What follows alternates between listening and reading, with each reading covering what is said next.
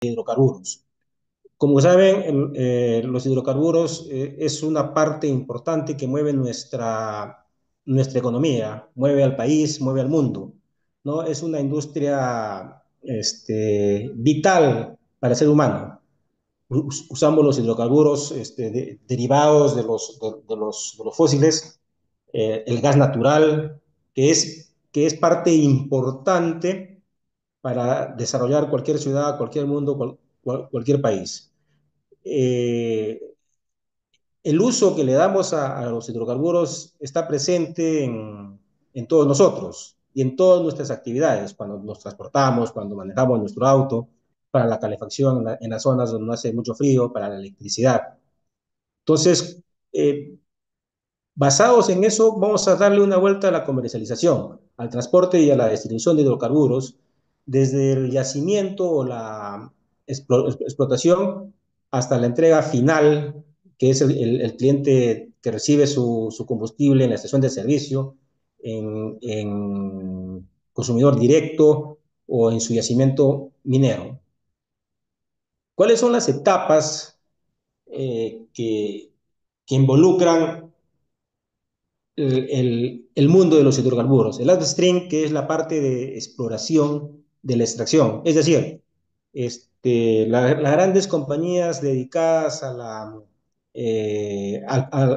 descubrir el petróleo utilizan diferentes tecnologías y encuentran, basados en estudios, dónde podría haber el crudo de petróleo. A esa etapa se le llama upstream. ¿Ok? Cuando sacamos el crudo de la tierra o de la plataforma minera, perdón, marítima, y la pasamos a una refinería y la transportamos a una refinería, pasamos al midstream, donde se hace la refinación. El petróleo crudo se transforma en los combustibles que conocemos, la gasolina, el diésel, se transforma una parte en gas licuado de petróleo, y de otras partes, como el de Camisea, viene el gas natural, ¿no?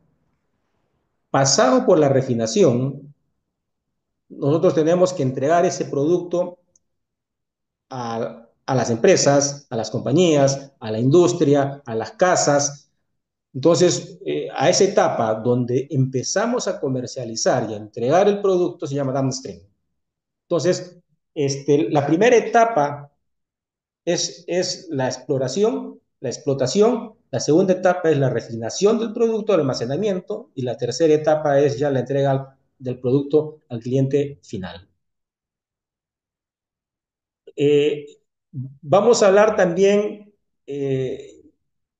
cómo es que transportamos el crudo o los hidrocarburos ya refinados. Tenemos el transporte marítimo, el terrestre, y oleoducto y poliducto. El transporte en sí el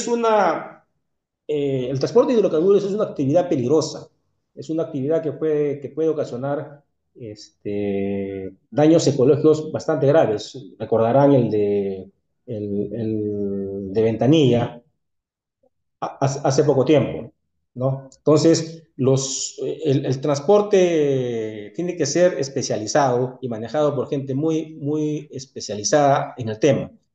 El oleoducto y el poliducto realmente está dominando el mundo. Como verán, en grandes partes del mundo, industrializados, de primer mundo, el oleoducto es la principal fuente de distribución de los hidrocarburos. Son más seguros, entre comillas, porque no hay la actividad terrorista que pasa por este lado del mundo, y también las arterias del, del gas, ¿no? Entonces, el uso de poliductos o oleoductos es muy común en el primer mundo. Aquí en el Perú solamente tenemos el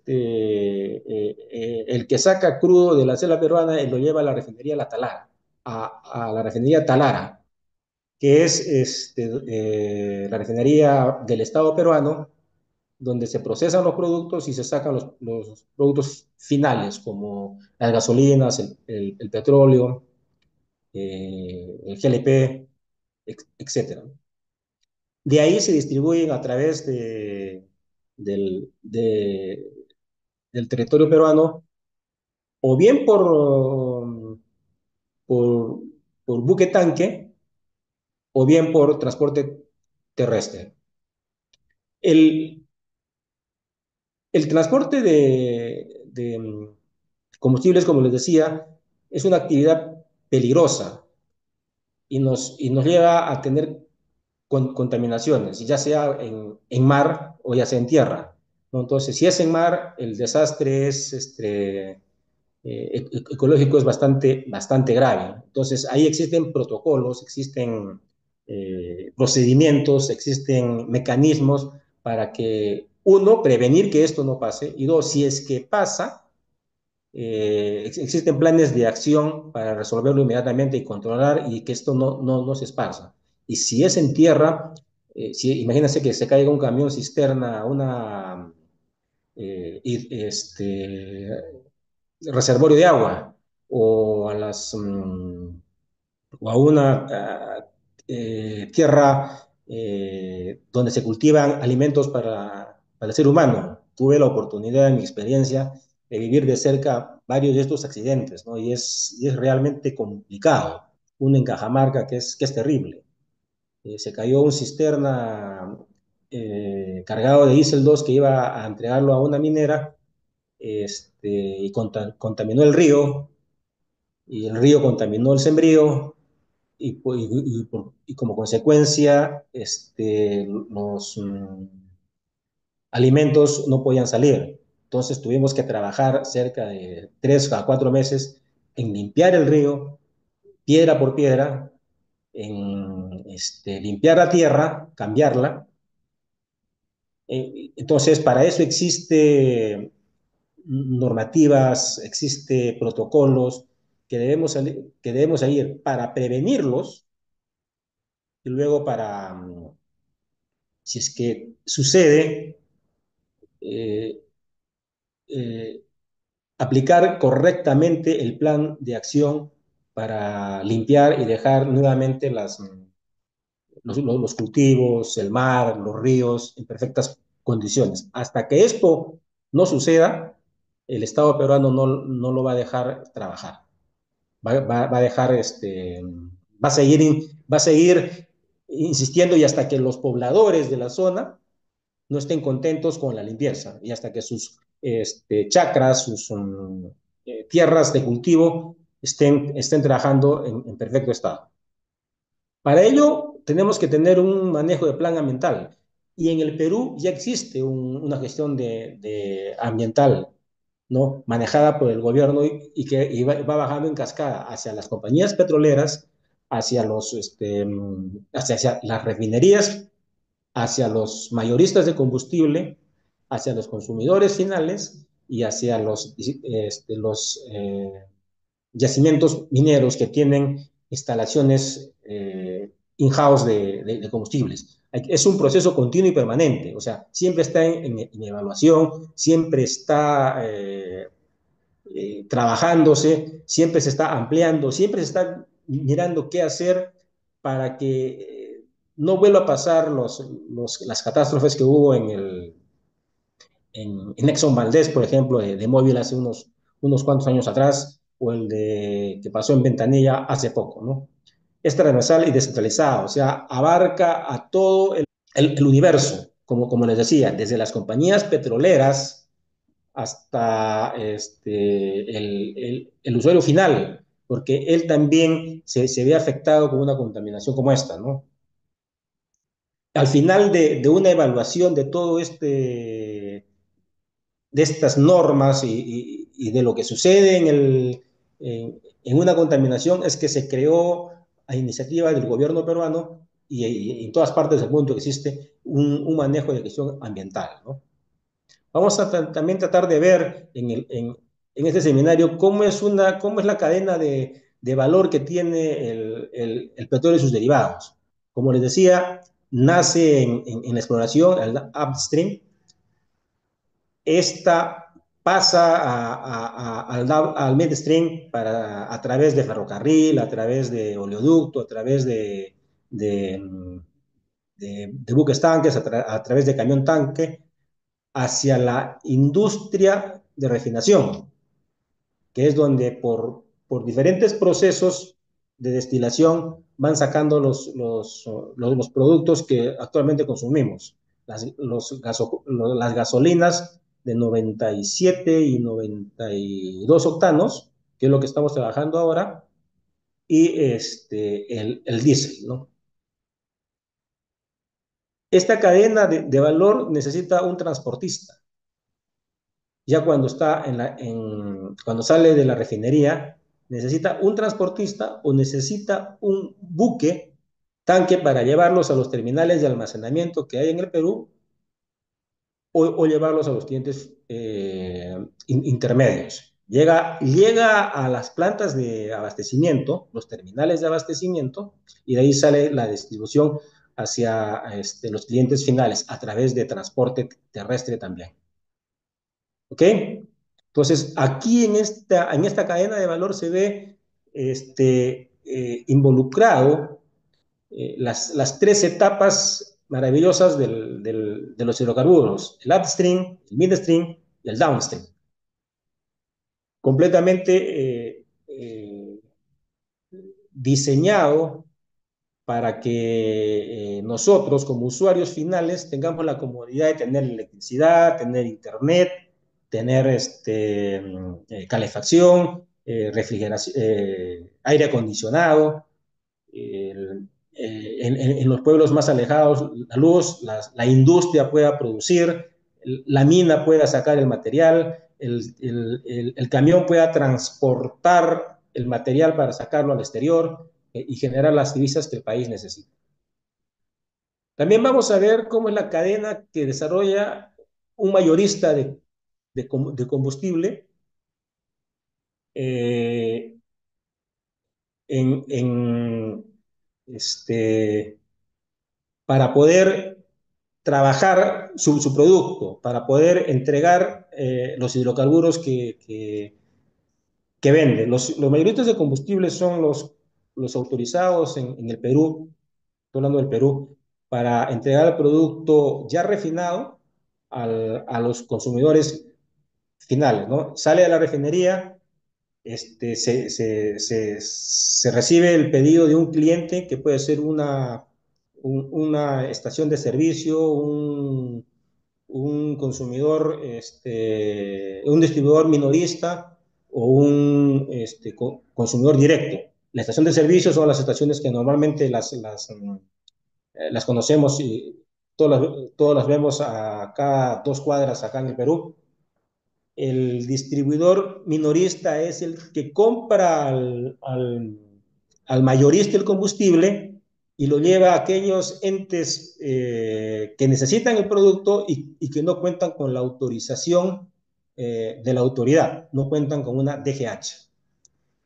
Y el consumidor directo es aquel que tiene dentro de sus instalaciones in-house, tiene tanques de almacenamiento, tiene todo un sistema, tanques de almacenamiento, tiene una pequeña estación de servicio o grifo y tiene también una pequeña red de distribución con camiones. Entonces, el mayorista de combustible recibe el producto o hace un pedido a la refinería.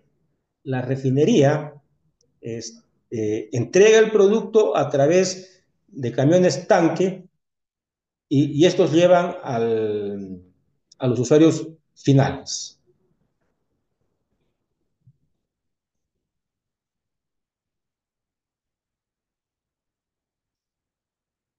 Una de las herramientas fundamentales para que haya transparencia en la distribución de combustibles es el control volumétrico, que se maneja en todas partes del mundo. El control volumétrico viene a hacer la corrección de temperatura a la que se factura de la refinería o de los terminales de abastecimiento al mayorista de combustible. ¿Cómo funciona? El producto final de la refinería sale a una temperatura X y por normas internacionales se le entrega al mayorista corregida a 60 grados. Entonces, una vez de que está corregida, les hago un ejemplo. Dicen que se está entregando 90 galones. Corregida a 60 grados, en realidad son 85 galones. ¿Ok? Entonces, eso garantiza que la cantidad de producto que se está entregando sea la correcta. El mayorista de combustible recibe esa cantidad y la va a distribuir entre sus estaciones de servicio. El control volumétrico es una herramienta para sincerar el volumen que se está entregando al mayorista de combustible. Al mayorista de combustible, ¿ok? Como les decía, el, el combustible es un, un producto muy contaminante y un accidente de estos ocasiona graves daños al, a la tierra, a los animales, al mar, a los ríos, ¿no? Acá vemos un ejemplo de un cisterna que se dio vuelta en un campo de cultivo y el desastre es tremendo. Y ha pasado varias veces aquí en el Perú, en la zona, para llegar a la sierra, la dificultad de los caminos que tenemos han provocado varios accidentes de este tipo, ¿no? Y para eso se generó un plan de protección del medio ambiente, ¿no? Que, que busca alinear toda la actividad de hidrocarburos, que ésta sea segura, que se trabaje con estándares altos, pues, que se trabaje con estándares internacionales, que todo el tiempo estemos comunicados cómo va el transporte, ya sea marítimo, ya sea terrestre, ya sea por ferrocarril, ¿no? Hay varias, cada empresa mayorista, cada transportista, cada buque tanque tiene su plan de manejo de medio ambiente y tiene que estar alineado al país a donde se está trabajando, en este caso al Perú, ¿no? Como les decía, el transporte de hidrocarburos, el manejo de hidrocarburos en sí es es delicado, no es ciencia, pero hay que tener mucho cuidado, hay que tener, hay que saber prevenir y hay que trabajarlo en forma segura. Más vale prevenir. Tenemos que prevenir y hacer un transporte seguro.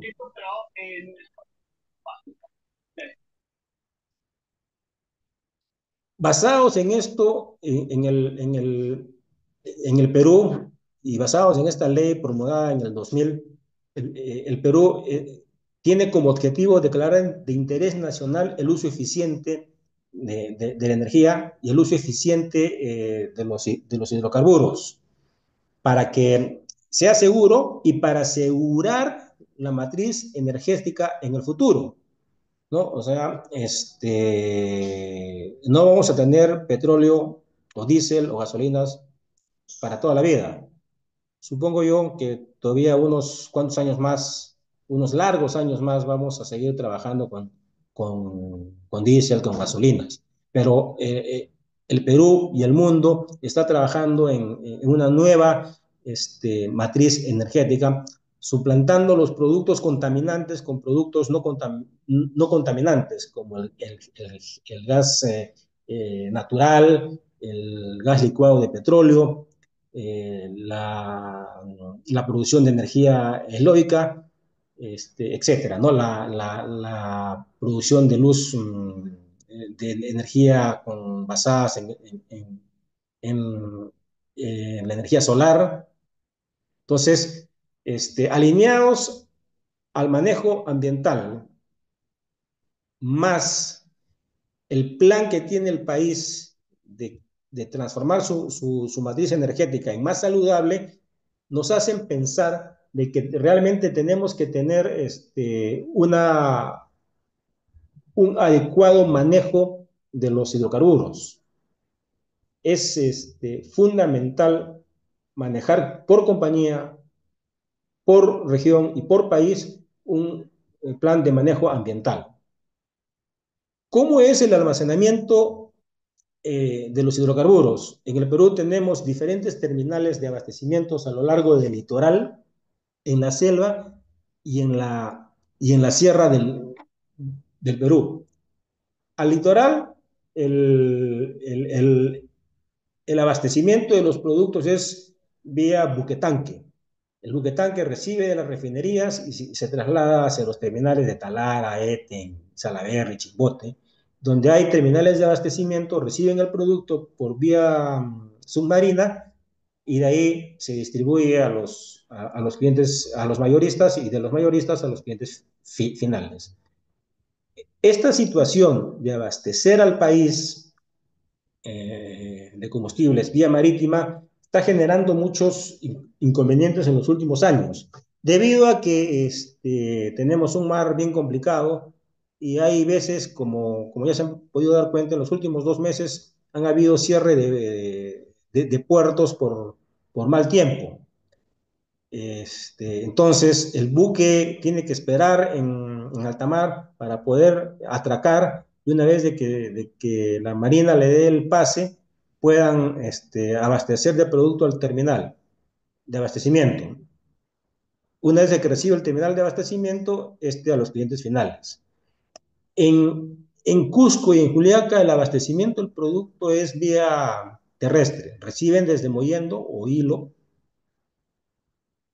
y de ahí vía terrestre los llevan hacia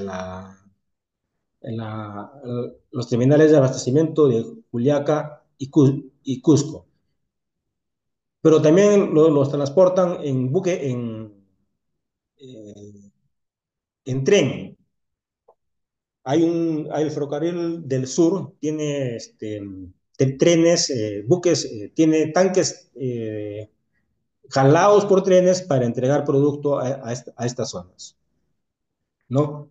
Entonces, el abastecimiento de productos refinados salen de la refinería vía buque tanque y de ahí llevan a los terminales de abastecimiento, estos se abastecen y de ahí entregan a los clientes finales.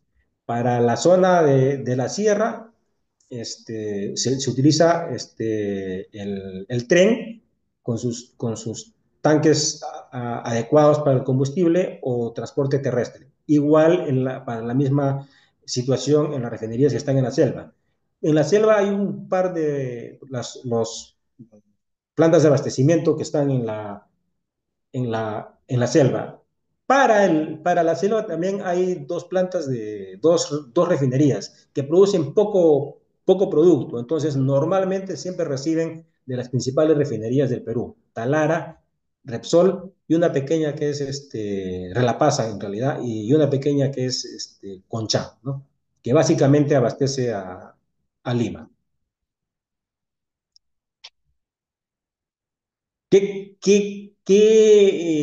Tenemos que ser conscientes que al almacenar producto de los hidrocarburos hay riesgos, ¿no? Entonces tenemos que identificar dónde están los riesgos, en los tanques, pero tiene que ser identificado, tiene que darnos la opción de decir qué vamos a almacenar en esos tanques y cuáles son las características de esos productos que vamos a almacenar. Tenemos que definir si podemos usar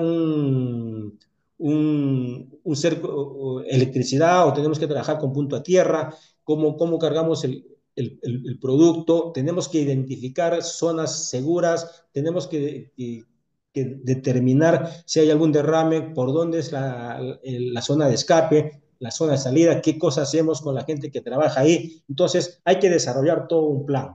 Este es un ejemplo para manejar, ubicar y señalizar una planta de abastecimiento como las que tenemos en el Perú. Inclusive sirve y lo utilizan mucho las compañías mineras en sus operaciones internas que tienen. Son mucho más exigentes, mucho más exquisitos en ese sentido. Entonces, el mayorista o la empresa que abastece a estas empresas mineras tiene que tener un personal capacitado para desarrollar este sistema y decirle, esta es la forma segura de trabajar, esta es las zonas donde podemos descargar, estas zonas no podemos descargar, tenemos que tener el terreno de tal forma para poder trabajar en una forma segura. También en el curso vamos a ver cómo está funcionando la producción de hidrocarburos en el país, la oferta, la demanda y el déficit que, que, que tenemos, ¿no? Actualmente tenemos déficit de diésel, déficit de GLP. Entonces, eso nos obliga a, a generar importaciones, con lo cual, con el mix de producción que tenemos, abastecer el mercado peruano. Es interesante porque están trabajando mucho las refinerías en aumentar la capacidad de producción, ¿no? La refinería de Renapasa, hace poco ha hecho una inversión importante para poder sacar un combustible más limpio de mejor calidad y en mayor cantidad. Y el gobierno peruano ha invertido en la refinería Talara para sacar un mejor producto y en mejor calidad. El gran problema que tenemos es de que no tenemos crudo. El poco crudo que llega de la selva peruana llega a la refinería Talara y desde ahí se hace la refinería. Entonces, ¿qué cosa tiene que hacer el país? El país tiene que importar crudo.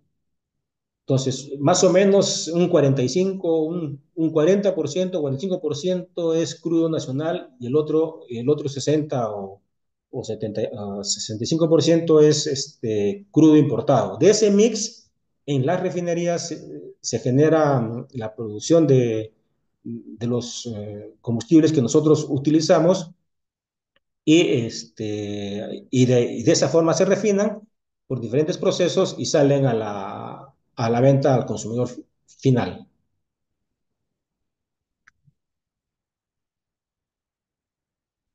¿Qué cosa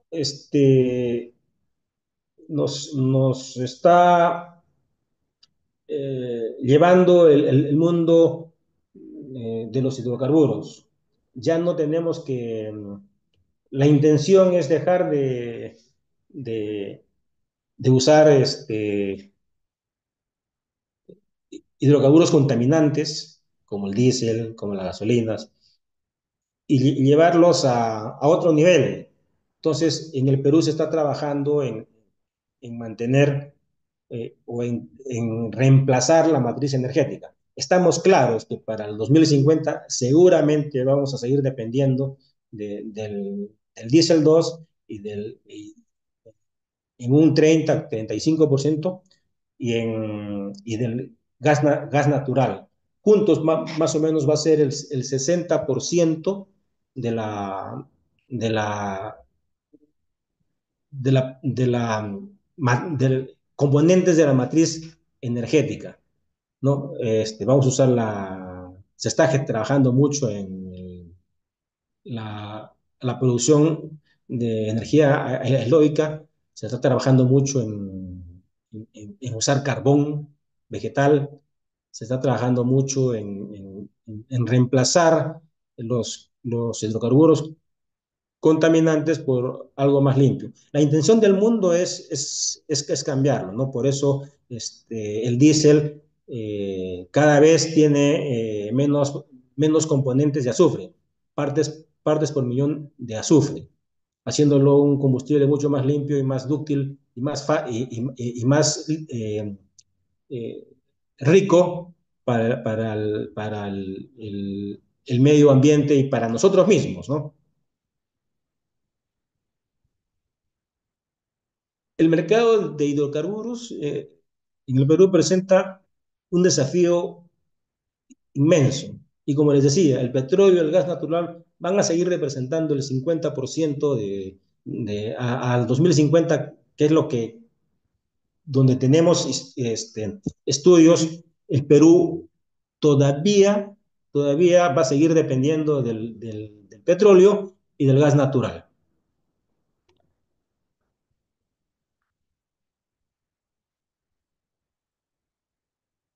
¿Qué vamos a lograr al finalizar con el curso? Tener una base técnica y sólida de lo que es sobre la cadena de suministro de hidrocarburos, los tipos de consumidores que existen, seguridad en el transporte y optimizar la distribución. Creemos, creemos y me ha tocado vivir que toda compañía que maneja hidrocarburos o que trabaja con los hidrocarburos debería preparar a su gente con una visión, si bien es cierto, rápida, pero amplia de lo que es el hidrocarburo.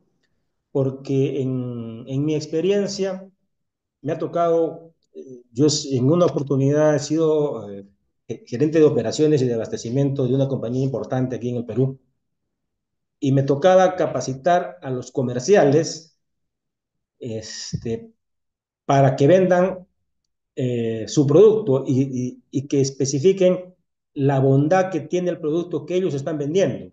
Entonces, hay que capacitar a la gente, al área comercial, en lo que significa hidrocarburos. Muchas veces las áreas contables sufren fiscalizaciones de la SUNAT y les preguntan cómo es que sale tanto volumen eh, como ganancia por temperatura, que le llaman, y el agente contable no sabe de dónde sale, tienen que recurrir a la parte de operaciones. Entonces, ¿cuál es la intención? Que la gente comercial, que la gente contable, que la gente de recursos humanos, que la gente de marketing, que la gente de los diferentes terminales conozcan y sepan qué producto están vendiendo, qué cosas son los hidrocarburos, qué conlleva manejar hidrocarburos, por qué hay que tener un control volumétrico, por qué tenemos que tener cuidado en el manejo ambiental.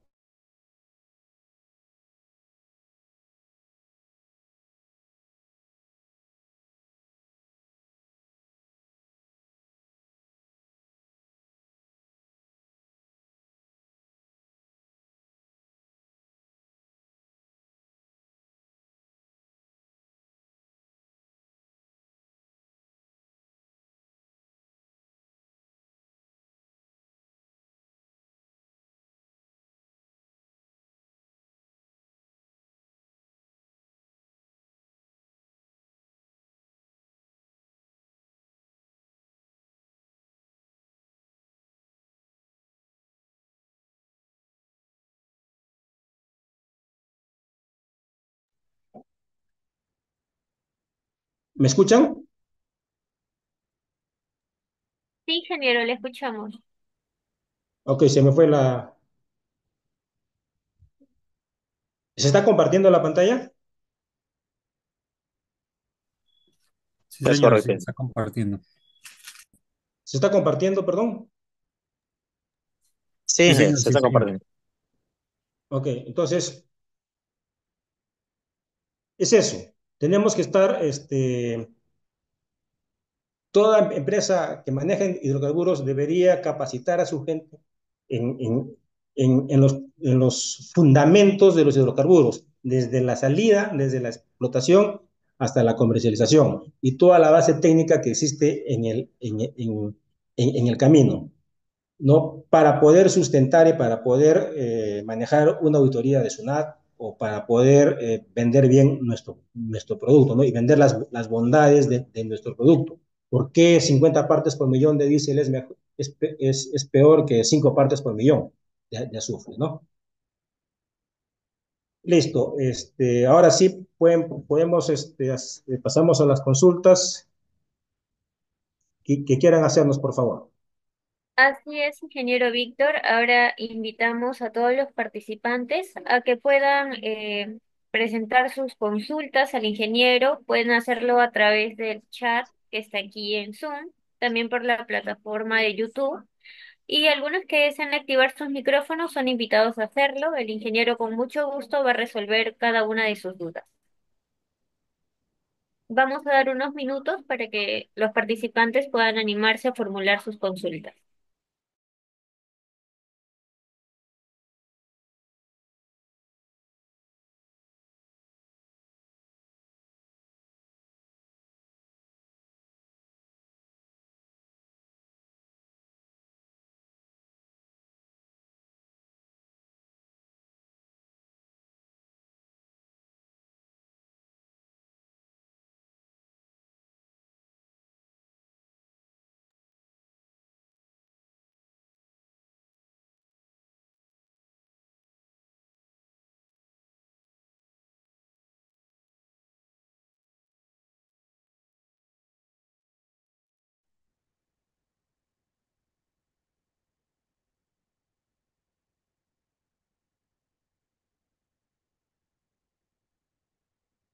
Mientras los participantes están formulando las consultas en los chats, como se presentó aquí al compartir la pantalla, está la información de nuestra ejecutiva comercial, Adela Quispe. A ella pueden hacerle cualquier consulta para adquirir el curso que está por iniciar. Su contacto es el +51999 379 403. También pueden dirigirse a ella a través de su correo electrónico, que es adela.quispe@su-university.com.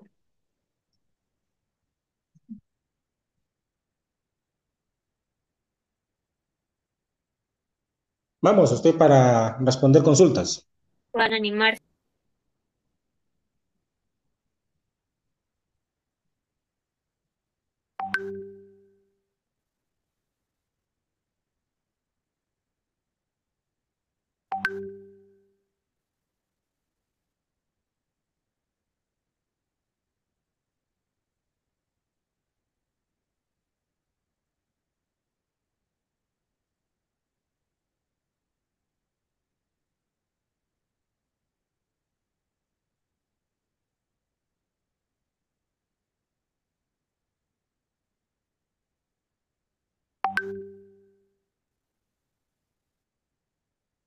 A ver, tenemos la primera pregunta de Perry. Dice, buenas noches. ¿Existe alguna prohibición o ley en Perú que impida la importación y comercialización de combustibles blancos y que este ejercicio sea competencia formal de Petroperú? No, no existe ninguna prohibición. Es más, en el Perú hay ya varios importadores, Petroperú, Repsol, Primax, Blue Oil, hay más, Móvil Oil. O sea, no hay ninguna prohibición, no hay ninguna prohibición. Es más, ya es una tendencia, porque desde que llegó Puma Energy al Perú en el año 2015 o 2016, si no me equivoco, 2015, trajo el modelo de, de vender en fórmula, de importar producto, ¿no? Entonces, y a raíz de eso fue que entraron otros jugadores en el campo. El gran problema que tiene el país ahorita es la capacidad de almacenamiento. Los terminales de abastecimiento que tenemos son muy pequeños. Tenemos en el Callao, que es el principal que atiende a Lima, Bopac, ya no puede recibir más clientes porque no hay tanques de almacenamiento. Y Repsol o los tanques de almacenamiento de Repsol no los va a alquilar para hacerse competencia ellos mismos. Entonces, en Mollendo, por ejemplo, han construido un terminal de abastecimiento adicional para recibir producto también ahí importado. Entonces, al finalizar, no existe ninguna limitante en importar producto. ¿Más Muy bien, consultas? muchas gracias, ingeniero. Tenemos otra pregunta más. Es de San Martín. Él menciona, Sobre la distribución que hace la cisterna a las estaciones de servicios, ¿siempre debe ser exacto o hay diferencias? Como les decía, el,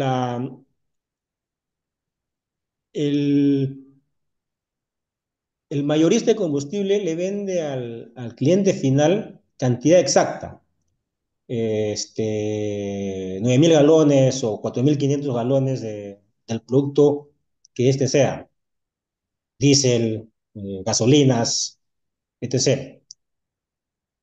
Ese producto, a nombre de ese cliente, se carga en el terminal de abastecimiento o en la refinería. La gente prefiere cargar en el terminal de abastecimiento porque el producto es más frío. Y mientras más frío, la diferencia volumétrica es menor. Cuando llega donde el cliente, llega el producto que dice 9.000 galones. Pero si llega, por ejemplo, a las 12 del día, el producto va a estar, entre comillas, caliente. Si llega a las 12 de la mañana, el producto va a estar más frío.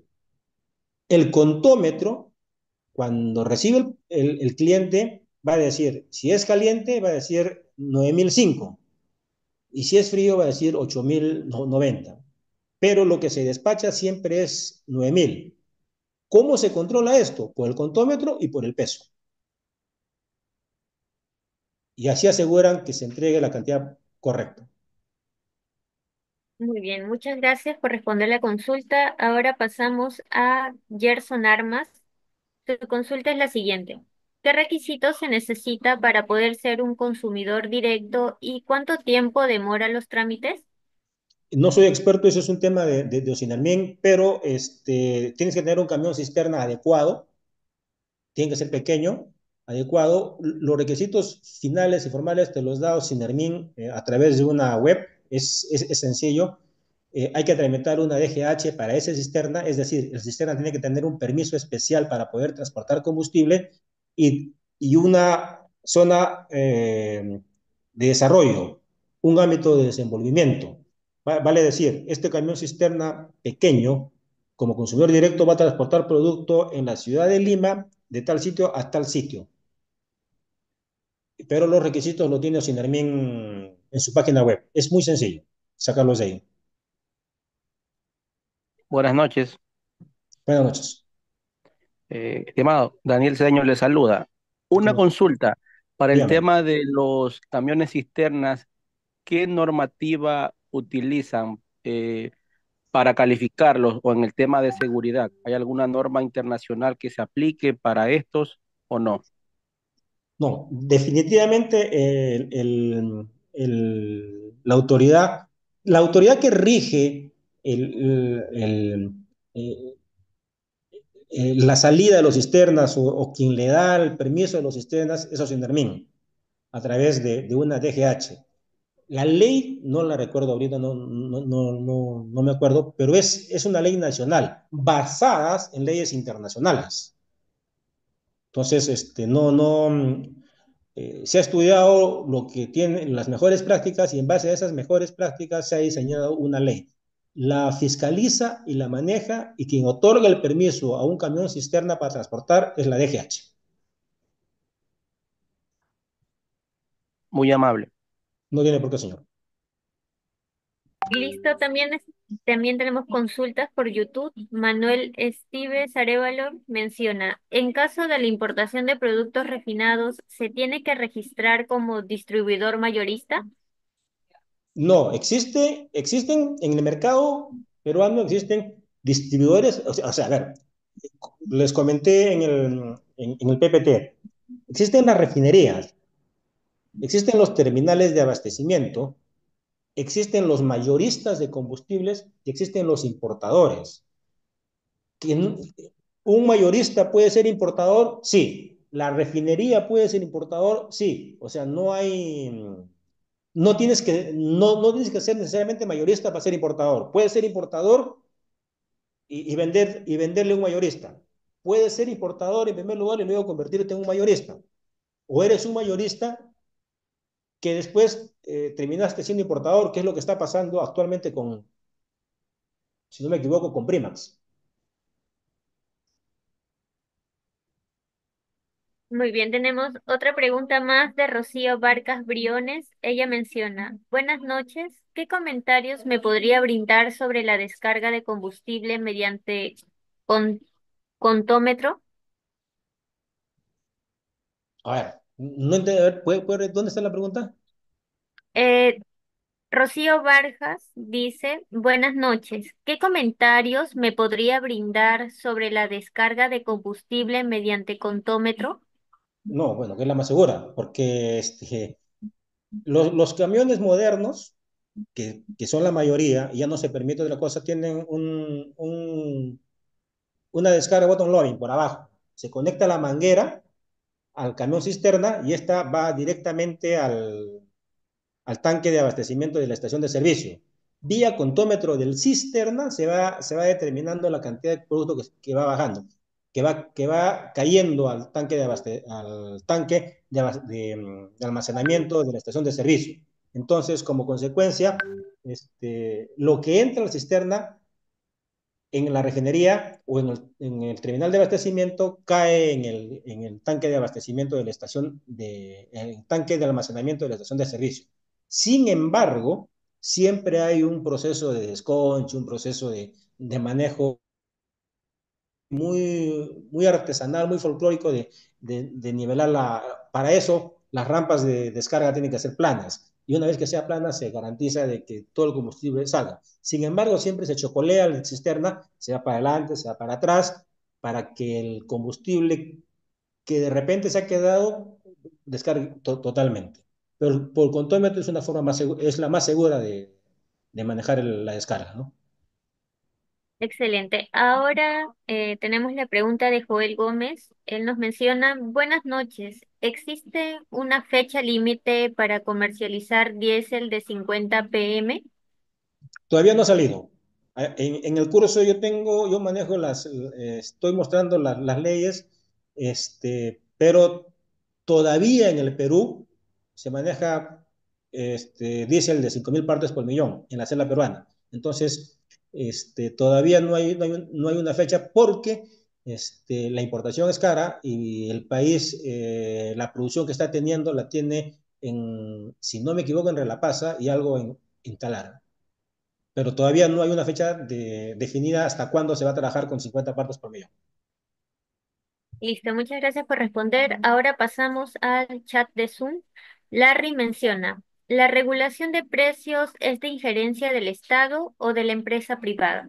En el Perú trabajamos con un libre comercio, es decir, los precios son precios puestos por oferta y demanda. Sin embargo, en los hidrocarburos se maneja siempre con el precio SRAC que manda Petroperú. Cada vez que hay un cambio de precios en Petroperú, esta se aplica a toda la cadena. Es entre comillas controlado, no lo sé, pero quien determina a qué precio vender, entre comillas, es Petroperú. Y se le llama precios rack. Muy bien. Cristian Gómez menciona, ¿en momentos de derrames las empresas tienen alguna garantía para poder solventar el evento o asume el gobierno? No, no, no, no, no. El gobierno se mete solamente para decir,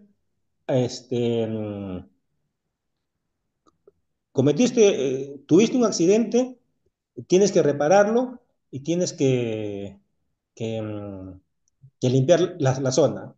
El transportista, como requisito fundamental en su manual o en su manejo ambiental, tiene que tener una póliza de seguros. La compañía contratista de este transporte también maneja una póliza de un seguro. Vale decir, cuando hay un accidente, lo primero que se activa es el seguro del transportista. Si el seguro del transportista cubre los daños, no se activa la de la empresa contratante. Si no cubre, sí se activa la de la empresa contratante. Normalmente, la empresa contratante a los transportistas le dice, quiero una póliza, en mi época era algo de 2 millones y pico de dólares, ¿no? Pero sí, o sea, todas las empresas tienen que tener una póliza de seguros para este tipo de situaciones. Muy bien, ingeniero. La siguiente pregunta es de San Martín. Dice, ¿es posible cargar combustible compartido en diferentes plantas? No, no, no, eh, no está permitido. En algún momento, este, no está permitido porque al ingreso de un cisterna a una planta de abastecimiento tiene que estar completamente vacío. Ahora, si es que entra un cisterna con un compartimiento lleno, este entra sellado, y lo advierto, pero sellado, ¿no? O sea, con los precintos de seguridad adecuados. Listo, ingeniero. La siguiente pregunta viene de Diego Posligua. Dice, ¿cómo se gestionan los residuos generados durante la producción, el transporte y la refinación de hidrocarburos en la En parte la, ambiental? en la producción y en la refinación, las empresas refineras tienen su propio manejo de los residuos. Es más, cada residuo es un producto nuevo. Vale decir, llega el crudo, producen diésel, producen gasolinas y les queda un remanente. Ese remanente se le llama petróleos industriales, el PI5 o residual 500. En base a eso, que también se venden. Entonces, no queda en las refinerías básicamente residuales importantes. Y estos residuales importantes, si quedan, si es que hay alguno, son despachados con compañías especializadas para desechos tóxicos, que aseguran al Estado peruano que donde se está manejando, donde se está llevando esos residuos tóxicos, no contaminan ni el medio ambiente, ni la tierra, ni a las personas. ¿Cuál es la Excelente, otra? ingeniero. Tenemos la última pregunta, es de Jesús Martínez. Él menciona, ¿existen en el Perú empresas que dictaminen la calidad de los petrolíferos, por ejemplo, gasolina, diésel, querosén?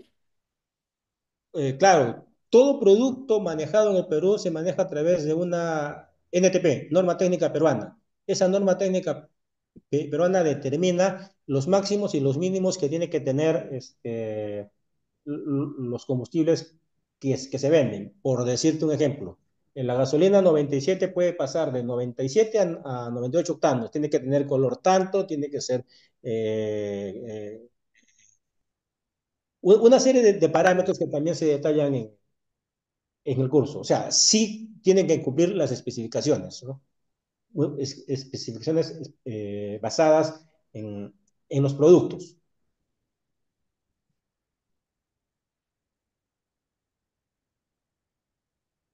Muy bien, ingeniero. A ver, tenemos, a ver, tenemos dos preguntas más de Alberto Manco. Él menciona, ¿cuál es el estado actual del proyecto TGP Extensión Sur y cómo se están abordando los desafíos técnicos y regulatorios para su implementación exitosa en las regiones de Arequipa y Moquegua? TGP es el oleoducto de gas de camisea, ¿no? Alberto. Ok. Sí. Ahorita en odio, o sea, es bien complicado aceptar lo que estamos viviendo en el país, ¿no? Entonces, lamentablemente todavía todo está parado porque hay mucha malversación, mucha corrupción, mucho desvío de fondos o sinceramiento del costo de lo que significa esto, sin pensar en el beneficio que traería a la región que tú mencionas. O sea, es, es, es lamentable que solamente que teniendo la cantidad de gas natural que tenemos, el 90% sea para la exportación y el 10% de uso nacional, ¿no? Entonces, sabiendo que este es un combustible mucho más limpio, mucho más potente, mucho más ecológico y mucho más barato. Pero todavía no están avanzando a- no tienen la decisión, y no creo que este gobierno, sí, no me estoy metiendo a política por si acaso, pero veo por las cuestiones macros de este país, no creo que se meta a resolver ese tipo de situaciones. Muy bien. Luis Alberto Castilla Suárez nos quiere hacer una pregunta también. Dice, regáleme información sobre sistemas de protección contra descargas atmosféricas en una estación de GNL en Chimbote. Así ¿puede repetirme la pregunta?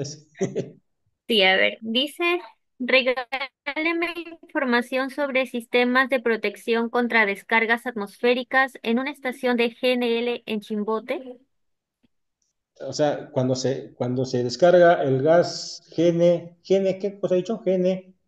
GNL. Gas, gas, gas natural. Este, no, tenemos que indagar o andar. Si me pasas la pregunta al WhatsApp, mi teléfono es el 94 20 10 382. Con gusto, entiendo mejor la pregunta y te la contesto por ahí. Ya, listo, ingeniero, no se preocupe. Ahora la siguiente pregunta es de San Martín. ¿Cuál es la diferencia de diésel UV50 y diésel B5? Las partes por millón, 50 partes por millón y la otra es 5 partes por millón. Ahora, el B5 significa que está con biodiesel y el otro y el otro no. ¿Me dejo entender? San Martín. A ver, esperamos que San Martín responda ahorita. El diésel B5 es un diésel con 5 partes por millón de azufre mezclado con biodiesel. Y el VS50 es un diésel sin biodiesel a 50 partes por millón. Eso es. Muy bien. Hasta ahora tenemos todas